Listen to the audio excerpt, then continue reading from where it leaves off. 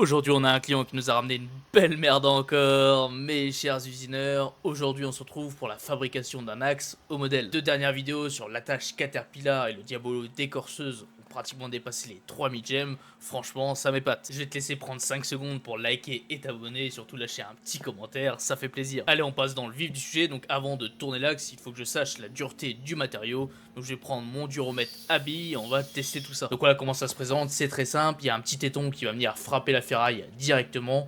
Juste au-dessus de celui-ci, il y a un petit trou où on va insérer une espèce de petite cartouche en graphite qui va se casser quand on va taper au marteau. Donc pourquoi je teste la dureté du matériau? C'est très simple, c'est pour essayer d'avoir la même matière que l'axe d'origine. Je ne peux pas prendre n'importe quelle matière, l'axe a certainement des contraintes, je ne peux pas prendre du mi-dur, si la matière est trop molle, il va se casser directement. Donc j'ai tapé une première fois, malheureusement la petite barre en graphite ne s'est pas cassée, donc je vais retaper une deuxième fois, cette fois-ci assez franco. Donc comme vous pouvez le voir, la petite tige est bien cassée en deux, on a bien réalisé l'opération, on va pouvoir contrôler la dureté. On a bien la trace du pointeau, donc l'objectif ça va être de contrôler la taille de celle-ci. Donc plus la trace va être grande, plus la matière va être tendre, c'est logique, ça veut dire que le pointeau c'est beaucoup plus enfoncé. A contrario, si celle-ci est beaucoup plus petite, ça veut dire que la matière est plus dure. Pour le contrôler, on va se servir d'une petite loupe qu'il y a directement dans le coffret, c'est très utile. Donc là c'est un peu compliqué à voir à la caméra, mais dans celle-ci on a une petite règle graduée qui va nous servir à mesurer la taille de l'impact. Donc là au niveau du diamètre, on est entre 2,1 et 2,2. Donc je vais prendre mon petit tableau, je vais me mettre entre 2,1 et 2,2, donc je suis à 2,15 et on voit que c'est du 153 kg. C'est énorme. Donc quand je donne cette valeur là, ça doit pas vous parler, mais ça veut dire que le matériau a une résistance de 153 kg au millimètre carré.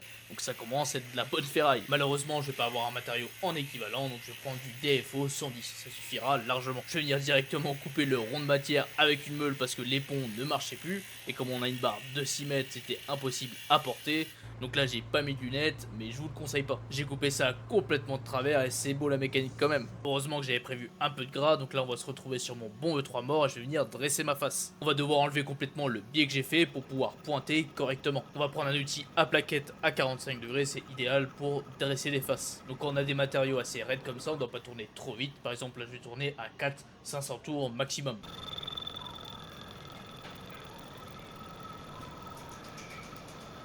Une fois que j'ai réalisé cette étape, je vais pouvoir prendre un forêt à centrer et faire un trou de centre pour mettre une pointe. Donc ça sert à rien de faire un trou de centre énorme, faut trouver le juste milieu.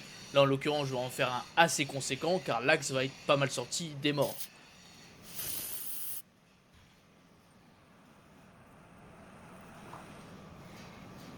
Donc voilà ce que ça donne, je vais faire sortir l'axe en fonction de faire le maximum d'opérations possible. Je vais devoir l'ébaucher entièrement, ensuite mettre la lunette pour faire mes finitions. Allez, on va pouvoir commencer l'ébauche, donc là je vais tangenter gentiment pour avoir un point de repère sur ma longueur. Donc je vais écrire directement Z0. Heureusement qu'on a des visus sur les tours, ça sauve la vie, sinon il faudrait le faire au vernier et c'est pas top.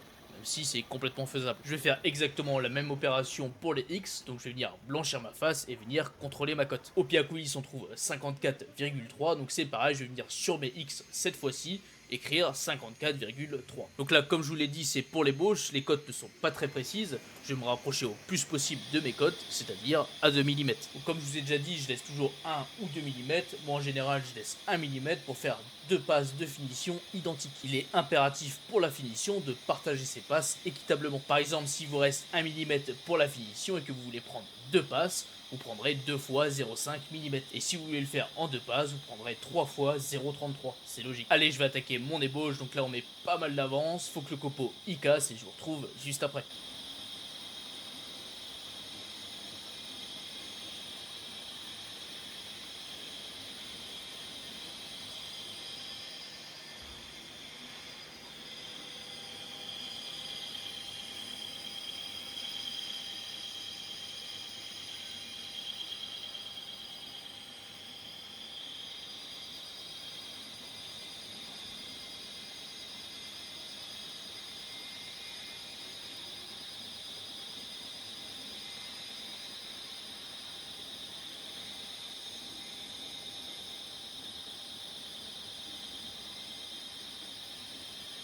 Donc en soi, il n'y a rien de bien compliqué, je vais m'occuper de la partie droite et ensuite de la partie gauche. Comme je vous l'ai dit, j'ai beaucoup plus d'opérations à faire sur la partie droite de l'axe, donc en toute logique, je vais commencer par celui-ci. Je vous ai dit tout à l'heure que sur mes diamètres, je laissais 1 ou 2 mm, mais sur les longueurs, c'est exactement la même chose. On va laisser du gras pour pouvoir faire une belle finition par la suite. Donc là, il n'y a pas grand chose à dire, je vais ébaucher complètement l'arbre et laisser 2 mm sur les diamètres et les longueurs. Comme d'habitude, on essaye de mettre la plus grande avance possible, faut que le copeau se casse bien, donc sans détruire la plaquette bien évidemment, mais faut que ça watt.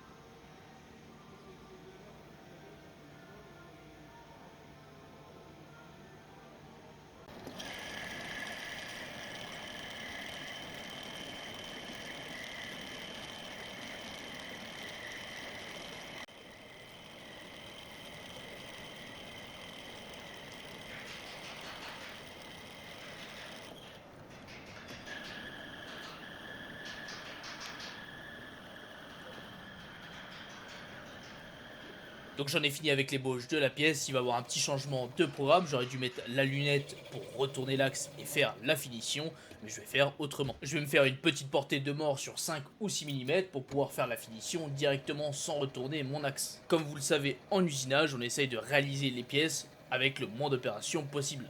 Par exemple, si mon axe je peux le finir en une seule traite, c'est mieux. Le fait de le retourner et faire la finition en deux parties augmente les risques d'avoir une mauvaise concentricité. D'où ma prise de mort, je vais pouvoir finir mon axe en une seule partie. Des fois ça arrive qu'on ait des idées en plein usinage et on peut changer le processus de fabrication. Avec cette technique là je vais avoir quand même un gain de temps, sinon j'aurais dû mettre ma lunette, ébaucher la deuxième partie de mon axe, finir la première partie, le retourner encore une fois et finir la deuxième partie. Que là je peux ébaucher et le finir directement. Allez, on va pouvoir attaquer la finition. Donc j'ai changé ma plaquette, réduit mon avance et ça se voit directement à l'état de surface. Pour la finition, forcément on a beaucoup moins d'avance, donc ça ne casse pas les copeaux, donc ça fait de la filasse. Faut faire très attention à ces pattes. Donc ce diamètre-ci n'est pas le plus important, je vais prendre les cotes au micromètre juste après avec vous. Donc pendant l'usinage, surtout pendant la finition, on n'oublie pas d'arroser pour éviter que la matière ne se dilate. Malheureusement, souvent la finition c'est extrêmement long, c'est pour ça que je vous dis de gagner du temps sur l'ébauche. Prendre des belles passes, faut que ça fasse du beau copeau, faut que ça watte. Donc comme je vous ai dit, on va contrôler les anciennes cotes au micromètre. Donc là en l'occurrence je suis sur un diamètre 55. Des fois c'est pas très évident de prendre des cotes sur des axes qui ont pas mal d'usure, mais là en l'occurrence je suis à 55 moins 3 centièmes. En général pour les cotes où il y a des clavettes, c'est certainement pour entraîner quelque chose, on met ça toujours moins 3, moins 4 centièmes. Pareil, sur des diamètres, on est toujours en dessous de 0. On verra jamais un diamètre, à part si c'est de l'américain, au-dessus de 0. Par exemple, on sera jamais à 55,0102. Ça n'existe pas. Néanmoins, on peut avoir des cotes à 0, mais ça sera réservé au roulement. Donc un roulement, on met ça à 0, ou plus 5 microns si on veut qu'il soit serré, ou moins 5 microns si on veut qu'il soit glissant. Je vais venir contrôler ma cote avec un micromètre pour contrôler que je n'ai pas de cône sur la longueur. Comme c'est des vieux tours qui ont 40 ans, il est possible que sur 2 ou 300 mm, on ait des différences de cote. Donc là en l'occurrence j'ai 2 centièmes sur toute ma longueur, je vais récupérer ça à la toile à la fin. J'en ai fini avec ce diamètre là, je le finirai à la toile plus tard, je vais passer à l'autre diamètre. Cette fois-ci celui-ci est un peu plus précis, je suis à moins 2 centièmes partout. Bien sûr avant de prendre nos cotes, on n'oublie pas de refroidir l'axe, car même s'il est un peu tiède, ça change au niveau des centièmes. D'ailleurs, dites-moi en commentaire si la qualité vidéo vous plaît, ainsi que la qualité audio. Surtout si vous avez des remarques pertinentes, que ça soit du positif ou du négatif, je pourrais que m'améliorer avec le temps. On va finir ce diamètre là et le contrôler par la suite. Malheureusement, comme le banc du tour n'est pas usé de la même façon au même endroit, des fois sur certaines portions du banc on peut avoir du cône et sur d'autres on peut ne pas en avoir. Donc là sur toute la longueur de mon épaulement j'avais 5 centièmes de cône, ça commence à faire, donc j'ai dû le rattraper à la toile. Donc quand c'est comme ça on essaye de partager ses cotes. Comme je voulais une cote à moins 2 centièmes et que j'avais 5 centièmes de cône, ma cote la plus grande sera de plus 0,3 et la plus faible sera de 0,2. Pour que j'ai vraiment que 5 centièmes enlevés à la toile. Enfin je dis 5 centièmes comme si c'était rien, mais 5 centièmes enlevés uniformément sur tout un diamètre, c'est corsé. Comme vous pouvez le voir, je suis bien à moins 1 partout, donc j'ai bien rattrapé mon cône. Je vais repasser un petit coup de toile pour enlever le petit dernier centième qu'il me reste. Pareil, quand vous passez des coups de toile, faites très attention. Moi, je porte rarement des gants pour éviter que ça ne se prenne dans le tour, je préfère. En soi, oui, c'est important de mettre des gants, mais au moins ma peau ne peut pas se prendre dans le tour qu'un gant si. Il y a quelques années, on a eu un stagiaire en reconversion professionnelle d'une quarantaine d'années qui voulait faire du tournage et du fraisage. Malheureusement, il était sur le tour. Il était en train de toiler, il avait des gants, son gant s'est pris dans la pièce, heureusement qu'il y a eu un collègue pour arrêter le tour, mais je peux vous dire, ça l'a traumatisé à vie. A chaque fois je vous présente ce métier comme s'il n'y avait rien de dangereux et que c'était simple, qu'il fallait prendre tout à la rigolade, mais il y a des moments pour rire et il y a des moments pour être sérieux. Malheureusement, c'est des machines ultra dangereuses et une erreur peut littéralement vous coûter la vie. Vous vous doutez bien, si sur le tour je peux mettre des pièces de 2 ou 3 tonnes, un corps de 70 kg, même un corps de 120 kg, ça va pas trop le sentir. Allez, on en a fini avec la prévention, c'est pas très joyeux, mais faut toujours le dire. On en a fini avec tous les diamètres, mais comme vous pouvez le voir sur l'ancien arbre, on a des échappements au niveau des diamètres. On fait ça en fin d'épaulement pour la pièce qui vient sur l'arbre aille vraiment embutée sur notre épaulement et qu'on soit pas gêné par des rayons. On va faire nos petits dégagements, les cotes sont pas très précises, donc je vais juste descendre les diamètres de 1 ou de dixième.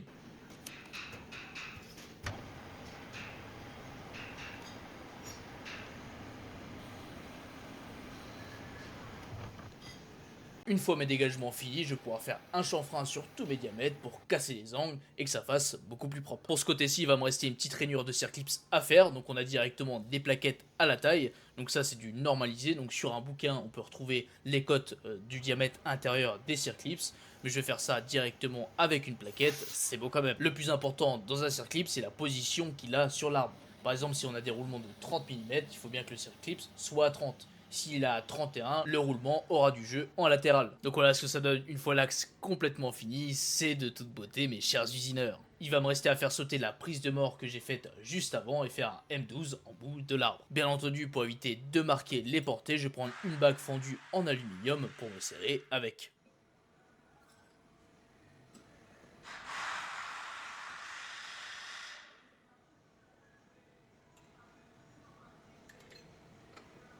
Je vais me régler avec un comparateur, donc je vais me mettre à 2 centièmes de battement, ça suffira largement. Pour ce côté là, je vais juste faire la mise à longueur et finir le diamètre.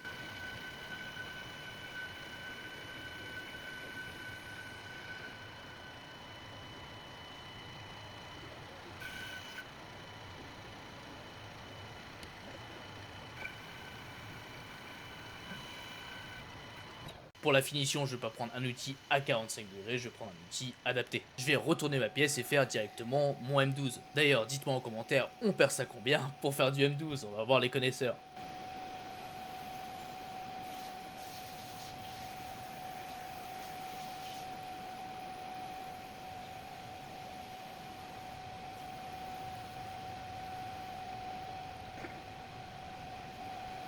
Pour les premiers filets de mon taraudage, je vais utiliser directement le mandrin du tour pour être sûr que je sois en ligne. Que ce soit en tournage ou en fraisage, je préfère les commencer avec la machine, donc que ce soit avec la fraiseuse ou le tour, et les terminer à la main. On sait jamais si ça casse dedans, ça fait chier. Surtout que j'en ai fini avec le tournage, il me reste juste le fraisage à faire, ça serait con de casser le tarot à ce moment-là.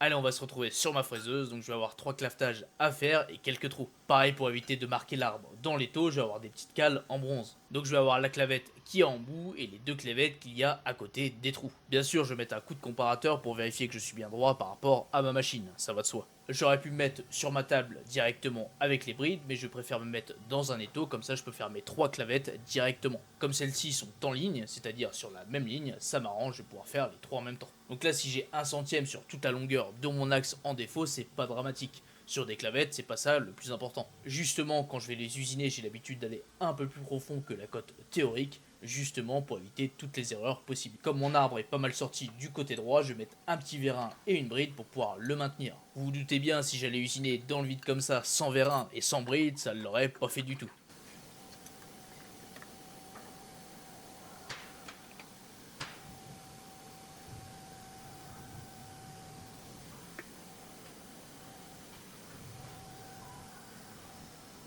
Comme d'habitude, je vais prendre mes origines avec vous savez quoi. D'ailleurs, dites-moi en commentaire comment on l'appelle. Depuis le temps que je vous le dis, on va voir les connaisseurs. Donc c'est là où c'est un peu plus précis. Je dois vraiment être au milieu de l'axe quand je vais faire la clavette. Si je suis décalé de quelques dixièmes, la clavette ne sera plus bonne. Donc je vais tangenter sur un côté, aller du côté opposé et refaire la même opération, diviser la valeur par 2 et je serai logiquement au milieu de mon arbre. Donc je vais tester mon programme de clavetage sur 1 dixième pour regarder que mes clavettes sont bien placées sur mon arbre. Donc là c'est pareil, au niveau des placements des clavetages, on n'est vraiment pas au dixième, c'est pas très important. Pour la largeur de celle-ci, c'est du normalisé, donc là en l'occurrence je suis sur un diamètre 50, donc ça va être des clavettes de 12 mm.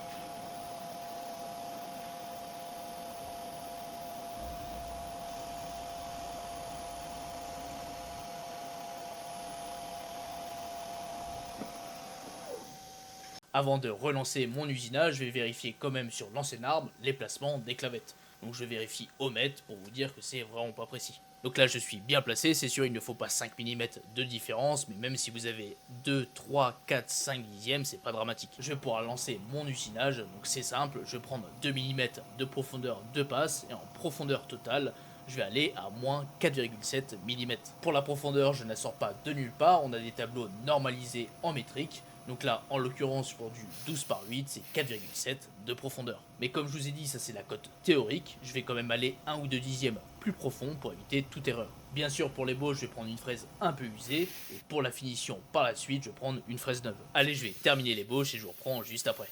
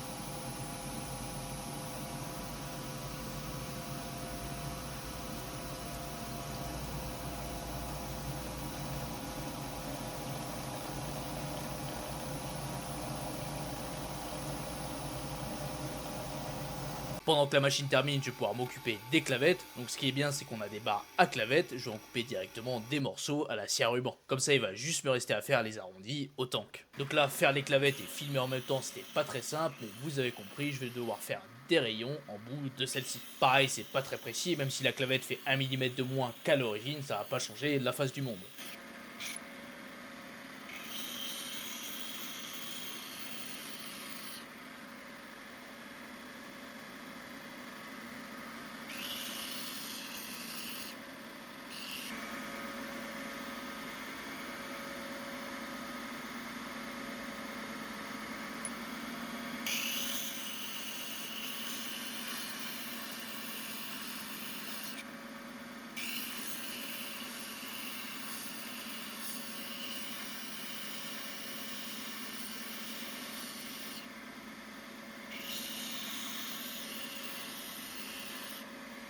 On en a fini avec l'ébauche d'éclavetage, donc je vais pouvoir prendre une fraise de finition pour la faire. Donc comme je vous l'ai dit, je vais prendre une fraise neuve pour être sûr de ma cote. Donc que la cote soit pareille en haut et en bas de ma clavette. Malheureusement, si vous faites ça avec une fraise usée, au fond de la clavette, vous n'aurez pas la même cote qu'en haut de la clavette. C'est logique. Après, c'est possible de le faire avec une fraise qui n'est pas neuve, mais si on veut être précis dans son boulot, il faut le faire avec une fraise de finition. C'est pareil, il y en a pour une clavette de 12, ils vont prendre une fraise de 12 directement. Moi je trouve que c'est pas du boulot, il faut toujours prendre une fraise plus petite. Par exemple pour une clavette de 12, on prend une fraise de 10 mm et on se décale de 1 de chaque côté pour avoir un bon état de surface. Après voilà, moi je suis personne mais je préfère vous inculquer les meilleures techniques possibles. On est parti pour faire la finition, donc là c'est pareil, je vais augmenter un peu ma rotation, diminuer mon avance pour avoir un bon état de surface. Normalement pour celle-ci on met du lubrifiant, mais là c'était juste pour la vidéo pour que vous voyez comment ça coupe la matière. C'est beau quand même.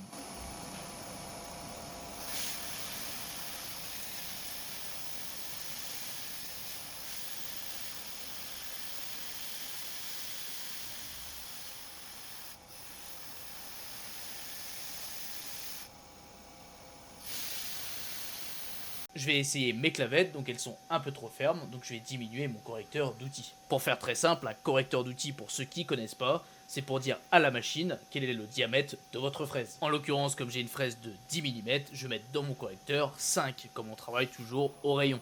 Je vais pas aller plus dans les détails, sinon je vais en perdre plus d'un et c'est pas l'objectif, ça sera vraiment une vidéo à part entière entre la programmation, les tolérances, les correcteurs d'outils, etc. Mais bref, grosso merdo, je joue avec ce correcteur là pour prendre un tout petit peu plus de matière et que ma clavette rentre. Donc voilà, j'ai repris quelques centièmes et ma clavette rentre nickel, un peu ferme, mais c'est ce qu'il faut.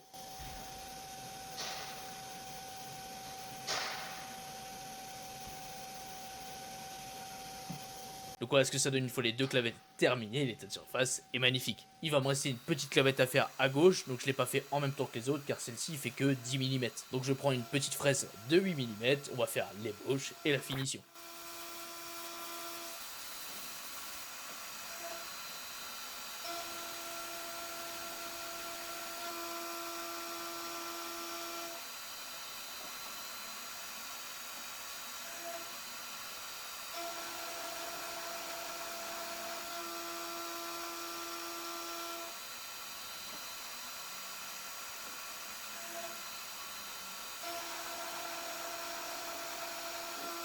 On en a fini avec l'usinage des clavettes, je vous ai pas montré la finition de l'autre, car ça reste exactement la même chose que les deux premières. Je vais pouvoir dégager mon étau, il va me rester une petite dernière chose à faire sur mon arbre, ça va être de faire des trous avec un diviseur. Donc celui-là je le sors vraiment pas souvent, mais c'est très utile pour faire tout ce qui est engrenage à l'ancienne, bien évidemment. Comme j'ai des trous sur mon arbre tous les 30 degrés à faire, je ne peux pas faire ça à la main, je vais prendre mon bon vieux diviseur et faire ça avec. Pour le fixer sur la machine, on va avoir des petits lardons, bien entendu je ne peux pas le fixer comme ça, je dois le dégauchir juste avant.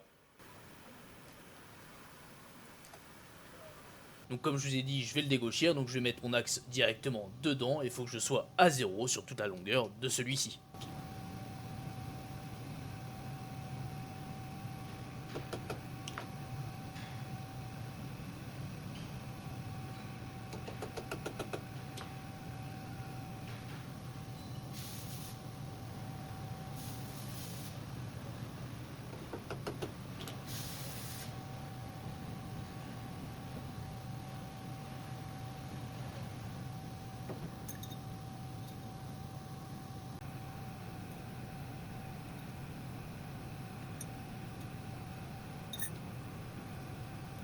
Je vais me dégauchir par rapport aux clavettes que j'ai fait ultérieurement car j'ai un trou qui tombe pile dans leur axe. Je vais pouvoir percer le premier trou, donc là c'est du diamètre 8, donc il n'y a rien de bien sorcier. Comme la matière est assez raide, on ne tourne pas trop vite avec le forêt et c'est pareil au niveau de l'avance, on met pas une trop grande avance.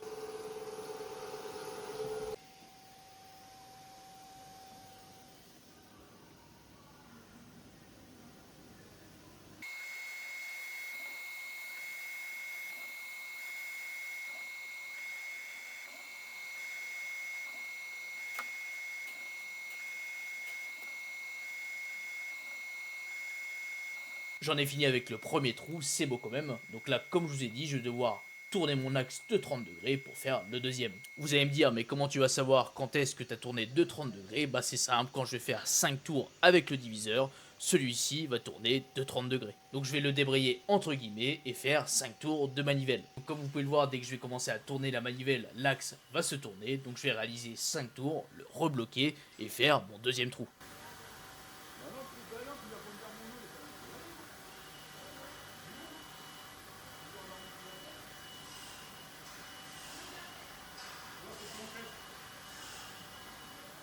Bien sûr, je vais faire un petit pointage pour vérifier que j'ai bien tourné de 30 degrés sur l'ancien arbre. D'après ce que j'ai compris, l'utilité de ces trous là, c'est qu'il y a des petites goupilles qui viennent à l'intérieur et quand l'arbre force trop, normalement c'est censé casser les petites goupilles. Mais là je crois que ça a pas trop fonctionné, forcément à force de faire plein de trous ça devient un gruyère et du coup ça fragilise grandement l'axe. Mais bon, c'est à la demande du client donc on fait comme au modèle. Allez, je termine ce perçage là et je vous reprends juste après.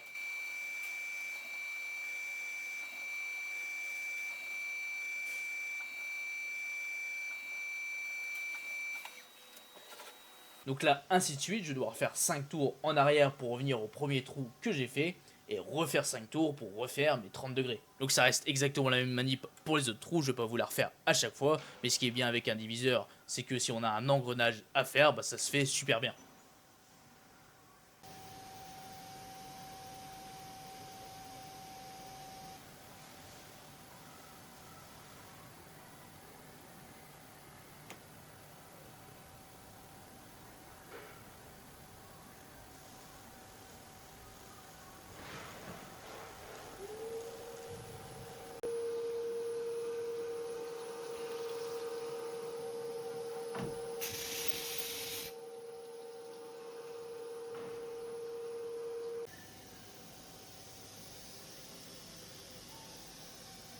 Donc voilà ce que ça donne, j'en ai fini avec les perçages, c'est de toute beauté, il va me rester juste à ébavurer les clavettes et les trous. Comme d'habitude, je remercie tous ceux qui sont là encore une fois à la fin de la vidéo, vous êtes les meilleurs. N'hésitez pas à me dire ce que vous avez pensé de la vidéo, lâchez un petit like et un petit commentaire, ça fait plaisir. Sur ce, je vous souhaite à tous une agréable semaine, faites des beaux copeaux pour ceux qui en font, et nous on se retrouve dimanche prochain ou lundi, on sait pas trop, pour de nouvelles aventures.